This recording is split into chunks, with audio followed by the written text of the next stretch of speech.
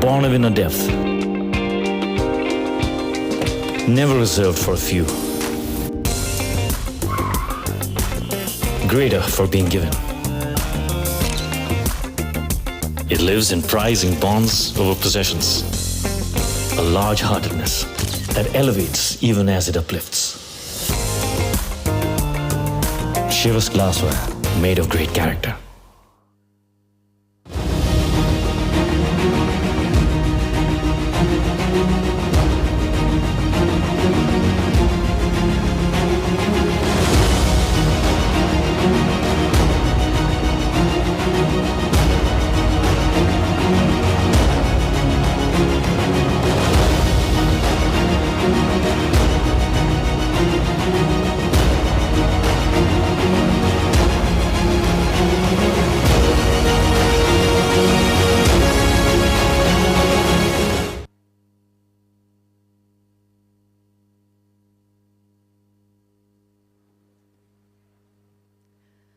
Good evening, everyone. It's absolutely fantastic to see all of you here, so thank you for coming on a weekday to see such a packed house is splendid. I'm Shoma Chaudhary. I'm the founder of Lucid Lines, a company that's absolutely passionate about the power of conversation and the importance of sharing ideas as spaces of discovery and its power to really transform us and transform societies. So a big, big thank you for coming here to Ignition, a new platform that we've started in partnership with Shiv Nadar Foundation.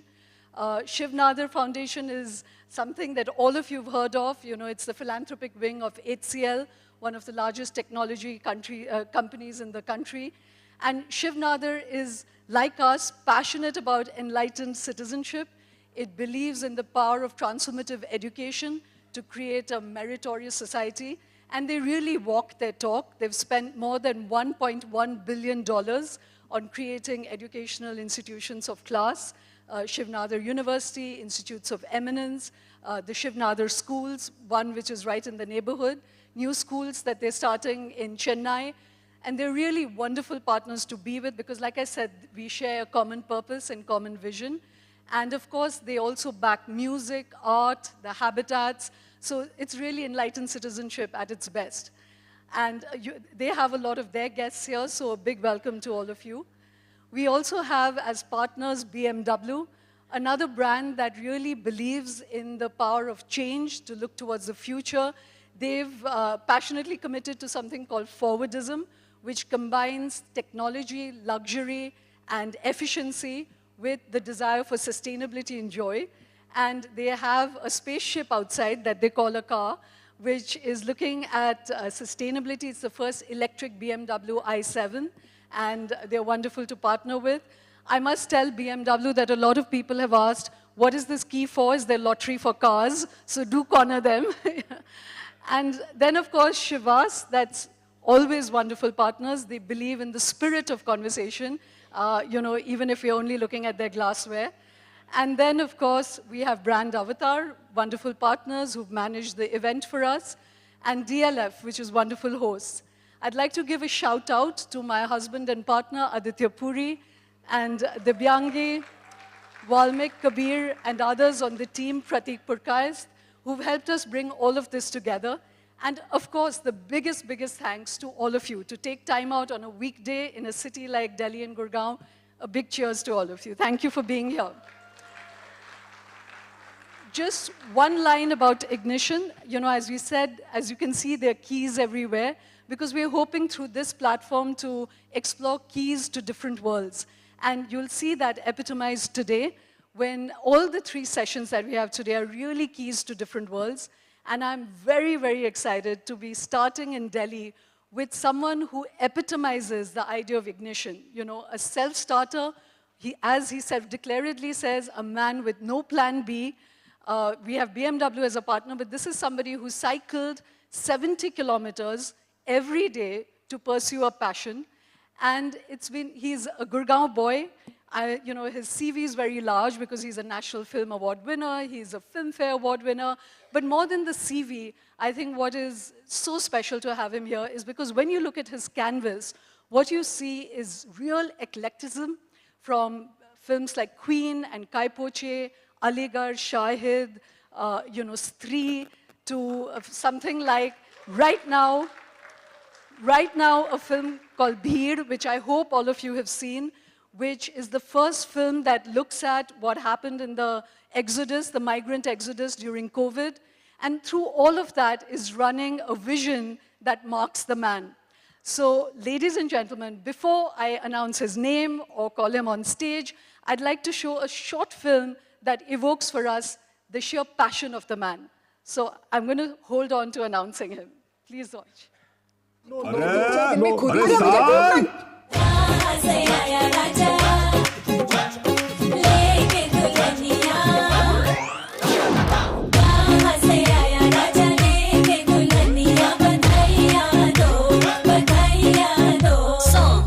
चोरी जान चकोरी का जो भिड़ गया देखो टाका जी, अरे टाका जी। भाई घर वालों की पार्टी हो गई, मूड में आ गए देखो काका जी, अरे काका जी। क्या खूब मिली है जो जोड़ी पर शर्मीली है थोड़ी ये चंदा जैसी भाभी तुझको मिली कैसे भाई नो अरे कोई बड़े होने के बाद आपसे पूछता नहीं है कि डिसाइड कर लो लड़की चुनने की लड़का हो। अंदर से आती है ना फीलिंग। अरे लाया कहां से राजा पिटी सी दुल्हनिया बधाइयां। आइटम तो टिकाऊ सस्ते जल्दी में हो तो नमस्ते 300 दिमाग में मिलेगा। Punjabi Gujarati Chinese Italian Bengali Thai Mughlai Mexican. Punjabi में माँ की दाल तड़का लागे छोले कुलचे नींबू पाके पनीर टिक्का पनीर मलाई पनीर भुर्जी पनीर कढ़ाई। कोई शक निकल गया लड़का निकल गया लड़का निकल गया लड़का निकल गया लड़का निकल गया। अगर शकल देख के लड़के शादी करती ना तो हिंदुस्तान में आधे लड़के कबारे होते। कैसे स्टोरी में प्लॉट घुसाए वो सूखी सोल जवानी में।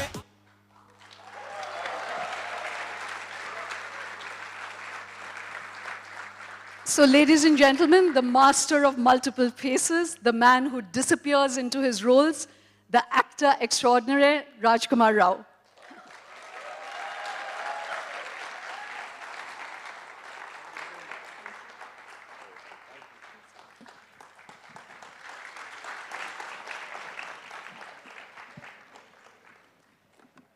Thank you so much. This was, oh, thank you. I'm out of words, but a big thank you to all of you for coming here on a weekday, as ma'am said.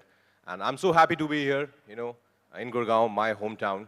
And I'm sure there's a lot of familiar faces. I just met one who I met some 20 years back. But yeah, it's great to be back. And thank you so much. Your introduction was too kind. No, Raj, thank you for coming. I know you're in the middle of a shoot, and so taking time off, it's very special to have you here. And like I said, the path to Gurgaon, to glory, has been a tough one. So we're going to unpack a lot of that for the audience. But, you know, like I said, you have such an eclectic canvas, and we're going to look at some of that. But the thing that really struck me, Raj, is that people speak of acting and, you know, this whole world in terms of glamour and connection. You speak of it really unusually. You say that it's a very pious art and a very meditative art. Those are two words one would never associate with, you know, typically with the world of acting. So tell us why you say that and what does acting mean for you? Well, acting means everything to me, actually. As you mentioned earlier, there was never a plan B for me. I fell in love with cinema. I grew up in a joint family in old Gurgaon. Of course, that time Gurgaon was not what we see now. I think with Gurgaon, we grew together. But I just fell in love with cinemas, watching those films during weekends with my family. I was just mesmerized with those stories, with those actors. And I was a kid. I was in class 8th or 9th. And at that time, of course, my vision also was I want to be like these guys. Because, you know, as a kid, there's no vision what this art form is.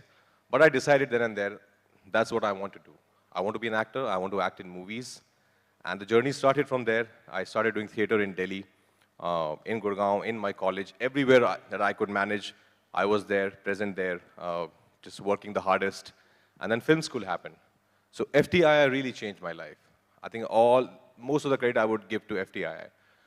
I was introduced to such a broad spectrum of cinema, per se, to all these amazing, greatest artists, you know, Daniel Day-Lewis, to Roberto Benigni, to Meryl Streep, and I was amazed by their work, of course, but also by the passion with which they work, by their process.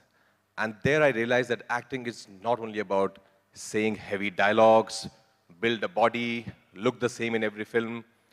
That's not acting for me. I think acting is to look the part, to make you guys believe that I'm watching this character's journey. And for you to be invested in his world, with his emotions. For me, that is acting. When I give a shot and I turn back and I see my director is crying. And because acting is very powerful. It can really move you. I feel music is the most powerful art form, and then comes acting. I think it has the power to change people's life, which we have done through a couple of our films. But for me, it's become very meditative now. It's no more what I saw back in class 8th. For me, it's way more than that. I was never chasing money. I never had goals. I want this much money in 5 years. I just wanted to work and do good work. So, and like, boy, have you done good work, you know? And, you know, from Aligarh to Shahid to Omerta, from entering a terrorist's mind to And, you know, one of the, I wonder how many of you have seen Badai Ho, which he... Badai Do, the second one, yeah. That's a huge audience that's seen Badai Ho. You know, and again, one of the things that Raj has said is that if 3 people out of 10 watch his films, those are the 3 he wants to speak to. You know, that's the level of self-belief and commitment. But, so I want to, you know, before we go further, I want you to take us into some of these characters that you picked. Say Badai Ho, which is a male cop. Badai Do, which is a male cop. And then Omerta, where you play a terrorist, and then Shahid, where you play someone who flirted with you know, being a militant and then ends up being a lawyer. Tell us how, beyond the script, how did you enter these characters? Why did they speak to you? And what did you do that was the Rajkumar touch with these characters? I'm still figuring out what is the Rajkumar's touch. I think the sincerity and honesty is my touch, nothing else. So Badhai Do happened, so my director Harshvardhan Kulkarni has been, he was working on this script for many, many years, and he wanted to tell this story, and he met me around 2018, right after Stree. And I read the script, and for some reason I was doing another film which was dealing with the same issue. And I told him, listen, Harsh, and he's my senior from Institute, so we share that rapport that I could tell him that, Harsh, I'm already doing one. It doesn't make sense for me to dwell in the same subject in the same year. So he was, of course, heartbroken because he wrote the character thinking of me. But then as Universe planned it, that film never happened, and I went back with Badhai Do. I think most of the credit I would give to Harsh. You know, as actors, we can only do what's on the paper. Of course, you can improvise, you can do a lot of stuff, but if it's not there on the paper, no matter how great an actor you are, if the film doesn't talk to the audience, it won't work. People might say, my biggest fear is people come out of my film and say, listen, you were really good, but the film was okay. Nobody wants to hear that. I would rather say, great film. You're also fine, but great film. I think that's the biggest compliment, because we all work for films and not for some selfish reasons. So when I read Badhai Do, I was moved. I was totally moved. For me, the film was those last 20 minutes when we were talking to you guys directly, sitting in our living room, standing with my mother on the terrace, because those were the part which were really responsible. And credit should go to Harsh and Akshat, both the writers and Harsh being the director. They are very responsible people. And I could sense that. For me, the intent of making a film is very, very important. That why are you making this film? It can't be corruption. You know, it can't be like, because we're going to put 2 songs and that this subject works, so let's make 1 more because this might also make 100 crore. It doesn't work that way with me. I saw his intent that he wanted to tell a very important story with a lot of heart in it, with pure soul in it. So when I read it, my whole thing was, and this was his idea for me to be a bodybuilder, the character, and to grow that mustache, because he wanted Shardul, my character, to be a man, because he was a closeted gay. He was very scared of the society, of his family. He never dared to come out. He was ready to get married to a girl, but he just never dared to come out. So for me, it was very important to pick those scenes where you see a glimpse of him being who he is. Him just being himself in front of Bhumi's character, Bhumi Pendika's character, the hotel scene, the scene on the terrace. Those I picked, because a lot of it is also comedy, as you must have seen it. So many of you have seen it. So comedy I enjoy. I enjoy doing comedy. But in that comedy also, that fear of somebody might see me, my secret might come out, is very important. So we were just taking care of that. And then came the last 20 minutes, which I was waiting for wholeheartedly. And I told Harsh, just give me an hour. I just wanted to, and luckily we shot that scene towards the later stage of filming. I just took an hour, I just prepared myself, I sat on that chair, and Shiva ma'am tells me this later, because she was sitting behind me in that scene, and we never had any eye contact. And she said, when you were preparing, you were just sitting, there was lighting going on, you just extended your hand like this to me, and I held your hand, and we were like that for 5 minutes, and that did something to me for the next scene, the terrace scene. And I don't know why I did that. I just wanted my mother's support in that moment. And we did it in 1 take, and luckily it came out well, and the terrace scene happened. So yeah, so for me the important part was never to play it conventionally. You know how we see quite often how people from queer community are being represented in cinema, which I find very funny. I think it's not right. We have to stop doing that. It's not right to the community, it's not right to individuals. So my whole point was just to break the convention, which I try every time to break the convention, and to make you believe in those last 20 minutes.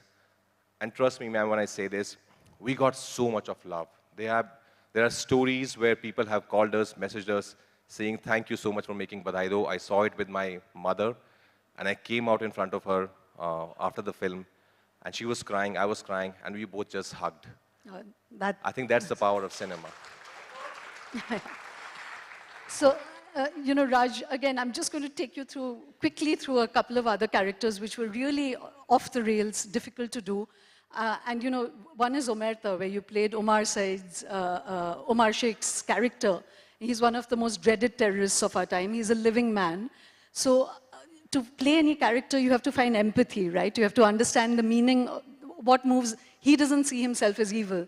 So how did you empathize with him and share with the audience how far you went? Like I'm not going to give it away, but when the Paris bombing happened, how deeply you were into his psyche. But help us understand him through your eyes. So we did this film called Omerta, directed by Hansal Mehta, who I've done a lot of films with, one of the finest makers we have in the country. So when he told me about Omar Sheikh's life, so most of the times when you read a character, you somewhere relate to that character. That, maybe I am that honest as Newton, maybe not that honest, there's some honesty in me like Newton. If I'll get trapped in an apartment, maybe I would behave like this. But with Omar Sheikh, I had no connection at all. So everything came from watching a lot of documentaries, reading so many books, talking to Hansal sir, because all I thought was this guy is carrying so much of anger and so much of hate towards people. So I started carrying that rage, that hate, that anger inside me. And of course, I changed my look, I grew my beard and everything, which helps as well. When you change physically, it does something to you. But those 2 months of filming was the most torturous part of my life till date, because I just wanted to get out of that character so badly. I started getting trouble mentally. And then, of course, that thing happened. I also, when he's saying that thing happened, you can't slide past it, Raj. No, it's very sad, but I'm sorry. I was just in a different mental state at that time. Before that, I would just say how Patralekha, my wife, yes, Patralekha came to meet me in Delhi when we were filming. Her plan was to stay back for 3 days, but she just left the next day saying that your energy is weird. And I said, no, I'm the same. She's like, no, there's something weird about you. I'm going, you meet me after the film. And then I used to watch a lot of BBC News to listen to the accent again and again. And Paris, attacks happened, and I was just watching. I was Omar at that time, fortunately or unfortunately. And I was seeing those clips, and the first thought that popped up in my mind as Omar Sheikh was, well done. And immediately I stopped myself, like, no, what are you saying? This is horrible. So I realized, I need to finish this film ASAP. I need to get out of this guy's head. Right. Yeah, it's really troublesome. Yeah. But that's an indication of his commitment. If you have time, we'll delve into some more. But, about this canvas of work, Raj, you've said that you want to be honest, you believe in the power of cinema. But when you're picking these films, like I said, there's a thread that's running right through it. And, you've said that you look at cinema as a tool of social transformation, as social conscience. Most actors shy away from describing cinema as that, So what made you do that? What made you own up to that power? And do you find it restrictive? Is it that you naturally get attracted to that? Tell us some of why you've picked these films. I think it's in my DNA somewhere now. We can blame my film institute for that, but that's how it is going to be now. It's not like I've not done bad films. I have done bad films. I've taken some wrong decisions, but I think that lockdown really helped me. You don't want to name the films you call bad? Of course not, no. But lockdown really helped me, where we were at home for 4 months, like all of us, and I was just chatting with Patralekha, and she told me that, why don't you do the films that you used to do? I miss that old Raj, because you used to be so passionate about those films. And these, light-hearted films, I would keep doing, of course, Threes and other films of the world. Stree, by the way, made him 300 crore, so. Yeah. Yeah. But she said, thank you. I miss that old Raj. And I realized that, yeah, even I miss him. Where you go on set so excited and you come back drained, but you feel so happy that something magical happened today. When you go onto your bed, you can't wait to go back to the set again. You look forward to it.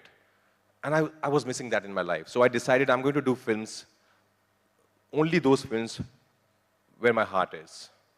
And not for any other reason, not because a friend said that, you know, it's a good script and trust me, right now it's not there, but we'll manage and we'll work it out and by the time we shoot, it will be there, and it's never there. And then you're stuck.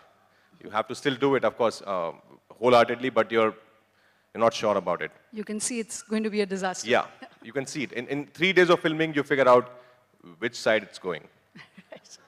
So, Raj, you know, of all the people that have influenced you, you mentioned Daniel Day-Lewis and Hansal Mehta, you know, Aamir, Shah Rukh, Manoj Vajpayee, and I'm going to come to some of those, but at the core of the people that you say really was instrumental in shaping you was your mother, and to a large extent your father.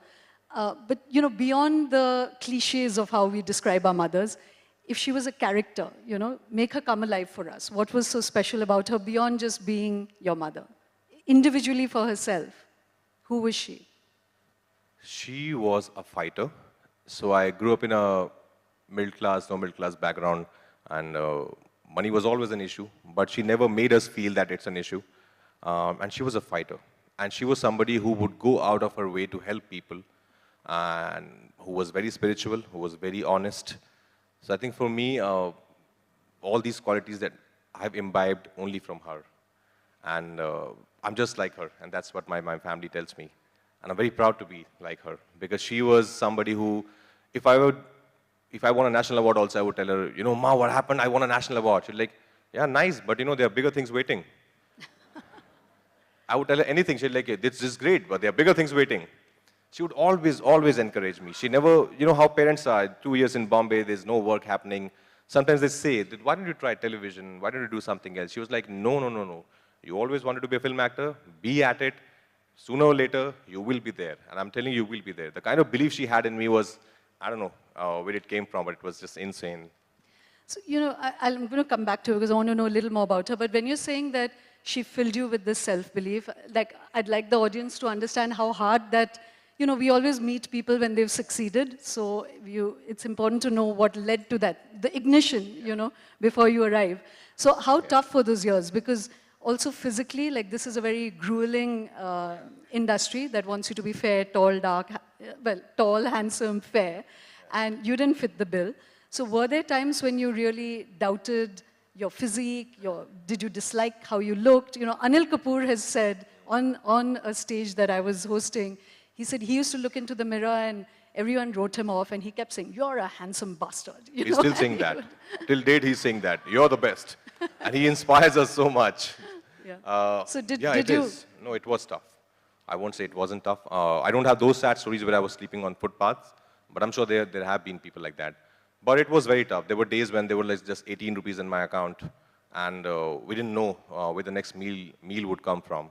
But being from a film institute, there's a big community, so you call a friend and say, okay, listen, what have you guys made for dinner? Can we come? And they would be more than happy to feed you. But there have been very tough days. I'll give you a small example. Like when an outsider goes to Bombay, what happens is, I'll tell you in a nutshell, journey. You go there with your pictures, if you have a show reel, like how I had one. I'm from a film institute. A lot of people are not. They do theater, they go to Bombay because their friend circle tells them, "Tu to ekdam Shah Rukh lagta hai, ja Bombay." I think that's a very dangerous thing. Guys, work on your craft. Just because your friends are saying, "Tu bahut sahi hai, ja," because you mimic well, does not mean you're a good actor. You have to work on it, work on the art form. So when you go there, you figure out, now I'm here. First few days you really enjoy. It's a very different city, you know, culturally, and it gives you a lot of freedom. So you're like, wow, I'm in Mumbai, the city of dreams. So you go see all the houses. That's Mannat, that's where Shah Rukh Khan lives. And then you make promises. You know, one day, I'm going to make a house like that. Not me, but there are people. But then the reality hits you. If you don't know your job, so what happens is there are a lot of places, like small rooms in Mumbai, everywhere, where auditions happen. For 2 years, I used to stand outside that door, where there are some 70 people around me, and that door opens for 5 minutes. I'm talking about ad auditions or some other audition, and there's one guy who would come out and would just scan, like in 30 seconds, saying, you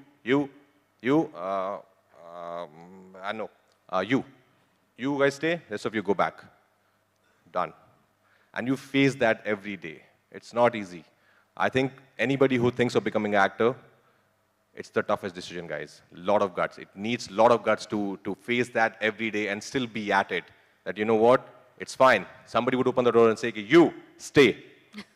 And then, of course, your work speaks. And that's what I was waiting for, that it's fine.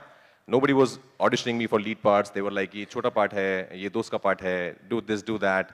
I gave auditions because I thought, I'm getting to practice my art form. At least somebody's making me act in front of the camera, why not? But then Debakar happened, LSD happened, Love, Sex or Dhoka. He was the guy who opened the door and said, you, wait. So I think you just have to wait for your chances and just hang on there. That's an amazing story, Raj. And again, he's speaking of that as his entry, but I think that's the film you got 11,000 rupees for, right? So that's how much you had to hang in there before. Trust me, I was very happy. Yeah, I did one ad. The first time I went to Bombay, I did one ad, and I was there for almost 7-8 hours. Of course, they made me wait for 6 hours, 2 hours I shot, and they gave me 5,000 rupees cash. A cash or check, whatever. And I called all my friends back in Gurgaon. I'm talking about 2008. Guys, 5,000 mil gaye 6 ghante ke. I thought, this is it. Because for me to see 5,000 was a big thing back then. And I was elated. Wow. But yeah. This is called Kal Chakra, because we are barely 12 years later, and here's where you are. If we were to define you in terms of monetary success, also you've got there. But in terms of acclaim, just amazing. Everybody speaks of you as just top-class actor. So one question about the self-belief. Once heard this, Manoj Bajpayee, who you really think of as an icon, I asked him once that he was from a farmer's family, and for him to make the road to Bombay was even crazier. But I asked him, and he had to wait like you. And I said, at which point do you understand whether to persevere is foolhardiness or whether it's self-belief, How do people make that? How did you know that this is self-belief rather than foolishness? I think because I trained myself for almost 6 years. And as I said, there was never a plan B. Not like I gave myself 3 years, I'm going to try for 3 years, and then would figure out what to do in life. Would open a shop back in some mall in Gurgaon. No, that was never the plan. That was it. I was in that city, chasing my dream, and for that dream, no matter what, it had to come true. I wouldn't have left that city ever. I would do theater there, I would do something or the other, but I would just be there. And what kept me going in those 2 years was, not like every day you're giving auditions. There are days you're not. But I used to come back home, and a couple of my friends and us, we would do some scene work together related to acting, like a scene work or some improvisational exercises. And trust me, man, when I say that, I used to feel so happy. I like, you know what, I did something today that I love. It's not a day wasted for me. I just did something. And that just kept me going. Not to sit at home waiting कि एक दिन somebody, as they say, कोई आएगा कि यही चेहरा. थोड़ा right देखो, right left देखो, नहीं. Like, it's fine. I would just keep working on myself, because when that opportunity knocks the door, I need to be ready. I need to be ready. I can't take it lightly. I never wanted to say, gosh. This gosh is horrible. Right. You again mentioned spirituality. You said your mother was very spiritual. I'll loop back to my original question where you said it's very meditative. And, again, spirituality is a big part of your life. Help us understand what that means. Is it conventional religion, but you're not a conventional person? So what is spirituality? How would you speak of it for us? I think it's very personal. Just to try and be a good human being, I think for me is spirituality. Just to help someone who's in dire need is spirituality. For me, it's very personal. Religion, spirituality is very personal. Of course, I meditate, I do everything, but without bothering anyone, without screaming my lungs out. Look, see, I'm so spiritual. Because it gives me peace. Just like acting, I'm doing it for myself and not for anybody else. Just to have a peaceful life, just to try and be a good human being. I think that's what the world needs for all of us, just to be kind to each other. So, I'm going to present one more unconventional aspect of Raj, which is your relationship with Patralekha. It's fascinating. And again, I'm sure it's not conscious, but it's a wonderful model of what a man should be. Because the way you describe love, the way you've described your partnership is very unusual, and I'd love you to share that with the audience. In your view, and you wrote her a letter about what love is in your eyes. Would you share that with the audience? Yeah, so I met Patralekha back in 2010, right after my first film, LSD. We both were traveling to Pune to shoot for something together. And she saw LSD, which I had no idea about. And she was just not talking to me, because she thought he's the same guy. He must be a lecher like that guy. I'm not going to talk to him. That's a tribute compliment. to your art. Yeah, it was a compliment, you know, I made her believe that. And cut to a month back after LSD, I saw her in one of the ads. I didn't know who the girl was. And true story again, a lot of people ask me on social media, sir, aap kahani banate ho? But no. I saw some ad on TV and I saw this girl and I said, what a sweet girl, you know, I wish I could marry her. Can't call her sweet. Whatever I said at that time, but yeah. I wish I could marry her, and then cut to it traveling back to Pune, traveling to Pune together. And I asked her, what do you do? And she said some ads. I said, what ads? And then she said this ad, and that's it. I was like, this is it. This is universe telling me this is the girl. But then that was the challenge, because I had to make her believe that I'm not that LSD guy. I don't make porn videos. I don't. But then, of course, I think she was sweet enough. She saw beneath my characters. And then it's been 13 years now that we've been together, now gotten married 1.5 years back. But she is my support system. I think after my mother, she is my biggest support system. As I just told you guys, she was the one who told me, I miss my old Raj, you know, the guy who was so passionate about films. And she's always been my support system. She is somebody who's very clear, and she's a Bengali, so of course, yeah. She's intelligent. I'll take that as a compliment. Very intelligent, absolutely. Very intelligent, very well-read. And she's from Northeast, Shillong. So I think very broad in her perspective towards life. I think that my mother and Patulika, these two really made me who I am. I totally believe that. You know, so the letter I was sharing was that on Valentine's Day, maybe he wrote saying, why is love a loss of individuality? You know, that it's an equal partnership, and I really resonated with that. So I was hoping you would say it in your own words, but no, I still find it very awkward to introduce her as, you know, I always introduce her as, hi, she's Patulika, and I'm Raj, I'm her husband. Yeah, it's weird to say, she has her own identity, you know.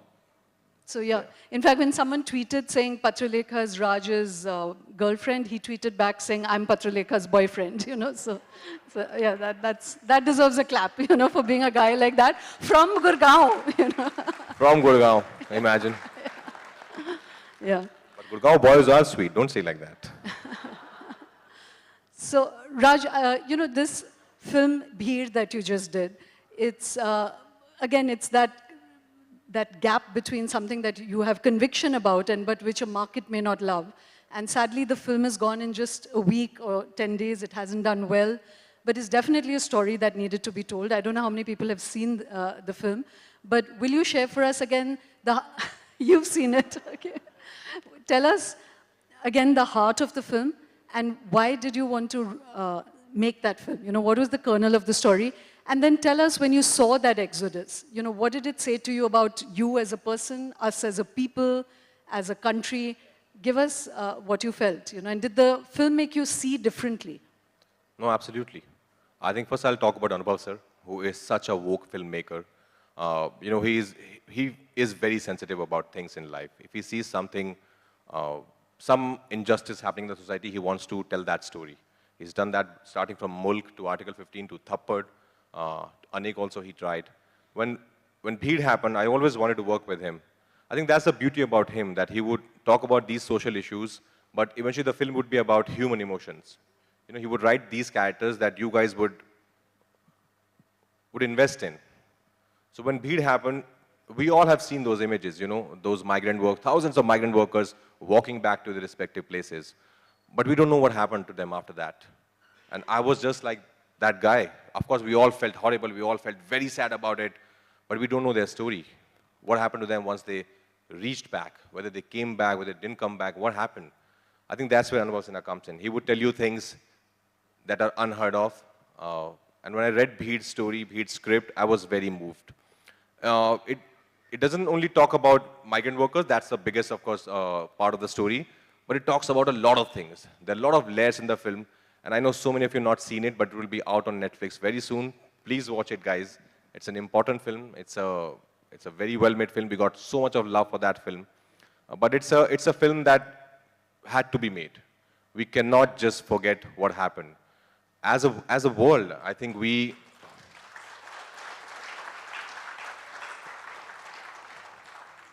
came out of a pandemic, and I think it's still going on. But it was just the biggest, you know, tremors I felt in my life. seeing that pandemic. Nobody expected that to happen. So we just cannot ignore it and move on. We have to be ready if something like this happens again. You know, our generation, next generation, we need to document these stories for people to see and figure out what can be done better. That's why it's important to write about them, to make films about them. Of course, as I said, it's tough to handle such situations because the whole world went through a turmoil. But at least filmmakers like Anubhav sir are trying to document these stories for generations to come and to witness what happened in 2020 to 22. So, you know, there's a lot of stuff I want to still ask you, but I'm just going to take a couple of audience questions that I'm just trying to find the name of this, but let me ask you the question first that Shan Jain is asking that how does such diverse roles that you've played impact your mental health and the extreme range of feelings? You know, you've spoken a little about it that you use spirituality, but how do you get out of these roles? How do you balance yourself? And has something changed in you mentally? No, definitely. Every character has taught me something. Newton, Shahid, Omerta, Netaji, Badaido. You learn something from every character. You grow as a person. But for me, whenever I do something very intense, I just go ahead and do a Bareli Ki Barfi or a Ludo, and I dance my heart out, like Mithunda. So I think it's important to balance, and that's what I'm just doing. I'm going to, as I said, I'm going to do films which speak to me first. I have to be excited. I want to see this story. And what is this film giving me as an actor? It has to offer me something new, something different, or at least a playground, and then I can make it different. And like how it happened in Ludo, it was never supposed to be a Mithunda's fan. But during the look test, Dada just said, "Hey, tu to Mithun lag raha hai." And we got the idea. What if we make this guy who's a die-hard Mithun fan? So I think you need to balance. So whenever I get too intense, I would start 3-2 now. I would do something with Raj DK. So yeah, I do such films. You know, we're going to run out of time. It's amazing how fast time passes. But the thing is, Bollywood, you know, recently over these last 5 odd years, there's been so much of talk about the power structures there, how hard it's to break into, nepotism, all of that, you know. You're as rank an outsider as it can be. How have you adjusted with this entire industry? You know, what are the samjhotas you've made, or how have you carved the space for yourself? No, I found some amazing. Do you think those power structures are real? Are they evil? They are real. It's not evil is a strong word. No, they are real. It happens. It happened to me also, that I was supposed to do a film and then somebody influential enough wanted to do it, so I was asked to just step back, which I happily did. But I'm a different case. I don't really hold grudges. My blood group is B positive, so I'm always positive in life. But it happens. It's a reality. Not like every time it happens. I'm sure there have been cases. But there is enough part for everyone, I feel. And especially now, I think you guys are very sharp. If somebody doesn't know his or her job, you would just don't want to watch them. Maybe a film, 2 film, 3 films, you'll be like, you know what? This guy does the same thing. He's so boring or she's so boring. There won't be enough opportunities. There are actors like Jaideep Elawat in Patal Lok, Pratik Gandhi in Scam. You would like, these are the guys. You would invest in them as well. So I think thanks to you guys that, you know, actors like us are getting opportunities and are getting to explore and offer you something new and exciting by pushing ourselves day in and day out. Those realities happened. It's past. I moved on, not carrying any baggage, because I knew there would be enough work for everyone, and it is there. Every actor today who knows his or her job is a working actor. That's also a reality. That's an amazing change, yeah. So just one last question, that between Manoj Bajpayee, you know, who's one end of the spectrum of acting and, you know, commitment, and then there's Shah Rukh at the other end, who's the epitome of stardom and what a star is. And these are the two pole stars that have really impacted you. So what do you draw from both of them? And how do you reconcile these two extremes of what the film industry stands for? They both are dear friends. They were in a theatre group together in Delhi, Barry John's theatre group. But for me, when I was here back in Gurgaon, I used to only watch Hindi films. And luckily, I was watching DDLJ with as much passion. Still, till date, I'm a big, die-hard Shah Rukh Khan fan. And I was watching Shool with as much passion. I was mimicking Shah Rukh Khan. Naam mein bhi Raj hai, to Raj Malhotra to bahut aasan hai banna. So I was being Raj in my school. And then in front of my friends, I was being Manoj Bajpayee. And I was just reliving those, reenacting those lines from Shul, from Satya. So I think universe just had it planned for me, that, you know, choose both. Just don't focus on one thing. And then theater, FTI, so yeah, I think it just, but that's the beauty of our industry, you know. Yeah. I'll give a very small incident. I was just telling someone the other day, and it happened twice. The respect of an artist. It's very important to know why you're doing it. You know, are you doing it to chase money, to chase fame? Because then that's what you'll get. If you're doing it for the purity of it, the amount of respect you'll get from people is insane. I was in a room with a lot of actors, big actors, and of course everybody was chit-chatting. Another big actor came and then chit-chatting, hi, hello. Then came in Irfan Khan. Everybody got up. That's the power of a true artist. And recently, we were just celebrating Bheed, the love that we got for Bheed. Everybody was chit-chatting in a restaurant in Bombay. Came in Pankaj Kapoor. I was not even looking. I was standing with a friend of mine, another actor friend, and he said, I think Pankaj sir is here. He said, why? He said, because everybody just stood up. I think you need to know why you're doing it. That's a great note to actually end on, but you know, you really defined it. I was going to ask you your relationship with money, and that you just said that you came from a background where money, there was a shortage, and yet you've chosen a path where money has not been your goal, you know. So has money chased you enough? Have you got enough of it? What is your relationship with money? I pay my taxes on time and very sincerely, in case there are any IT person here. No, I have enough. See, you have to set a limit. You just can't be thinking about money. I can't do that. I would rather think about cinema, about acting, about watch a great content, कि आज क्या देख सकते हैं. That is more important. I got a nice house, I got a good car, not like I was chasing it. All these are byproducts. I think when you work nicely, even in every field that you guys are in, if you excelled in what you do, money would just come. You don't have to work only towards money. I think that's what I decided. You know, I'm just going to keep working, and money would be a byproduct. I have a great team, amazing team with me from Collective. So they take care of that part. I never discuss money. If somebody gives me this much money for a film, I said, great, works for the budget. Somebody said, this much money. I said, story is great, works for the budget. So money was never the option. Never left a film for money, never done a film for money, and would never do that. Fantastic.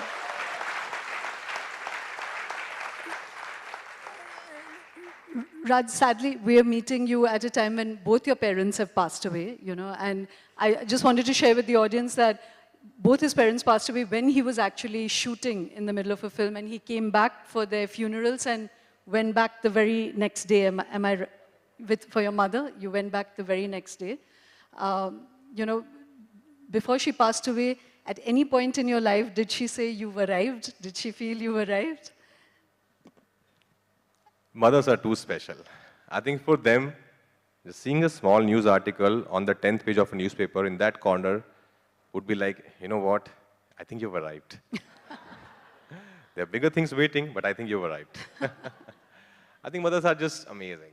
She would just collect each and every article of mine, and I would like, Ma, abhi ho gaya, ab to ye aate rahenge. Even I don't read it so many times. She's like, no. Somebody has worked hard, wrote about you. I'm going to keep it. But that's why, I think that's why they're mothers. The most beautiful relationship that you share is with your mother. Thank you very much, Raj.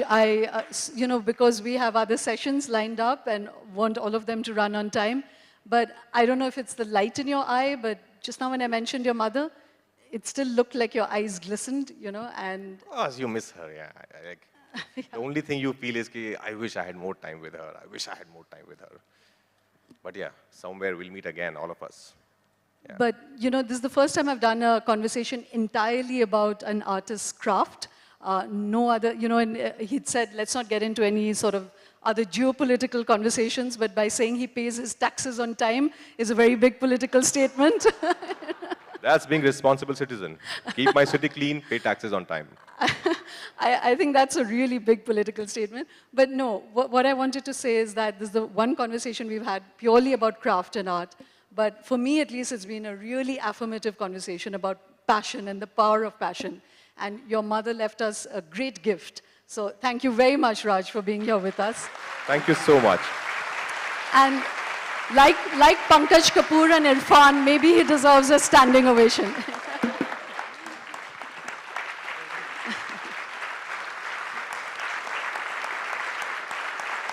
Thank you, Raj. Thank you. We're going to take a small cocktail break, just half an hour, because we have two fascinating sessions on AI and Mr. Tyagarajan, the Tamil Nadu Finance Minister, wonderful insights. So please grab a drink. Raj will be available, but please don't crowd around him and make him uncomfortable. See you back at 8:15. Thank you so much.